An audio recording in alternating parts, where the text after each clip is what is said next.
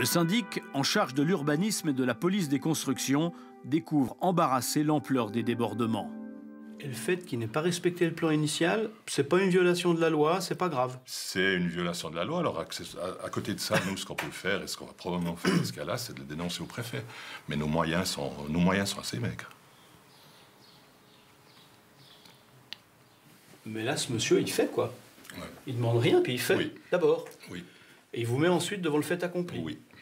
Ouais, ben c'est notre sentiment global, bien sûr, puisque, comme on l'a dit, ils ont essayé de passer en force, et puis on s'est fait sauter par-dessus, bien entendu.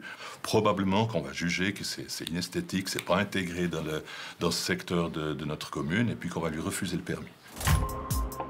L'affaire du chalet de Villars déborde maintenant au niveau cantonal. À Lausanne, la Direction générale de l'environnement est saisie du dossier. Il se confirme en effet que le chantier empiète clairement sur la forêt.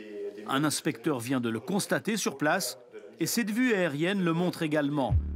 L'infraction concerne l'implantation de la grue et surtout l'extension de la terrasse et de ses imposants murs de soutènement dans la forêt. La législation et cantonale et fédérale est claire à ce sujet. Il n'y a pas à dépasser sur les forestières, c'est grave. Il est clair que ça ne pourra pas rester en état tel que ça l'est actuellement. C'est inimaginable. Un empiètement pareil sur l'aire forestière, non, ça n'est pas possible qu'on le laisse en état. Dans les semaines qui viennent, la commune et les représentants des propriétaires devront livrer leurs explications aux services forestiers. Un délai va être donné pour la remise en état, selon ce qui aura été décidé sur le moment. Passé ce délai, il y aura un ordre formel de remise en état, avec un délai nettement plus court. Si ce délai n'est toujours pas respecté, là, on peut effectivement entrer dans une remise en état forcée. La commune mandatera alors une entreprise qui pourra être accompagnée, le cas échéant, des forces de l'ordre. Après des années d'immobilisme, les autorités semblent déterminées à passer à l'action.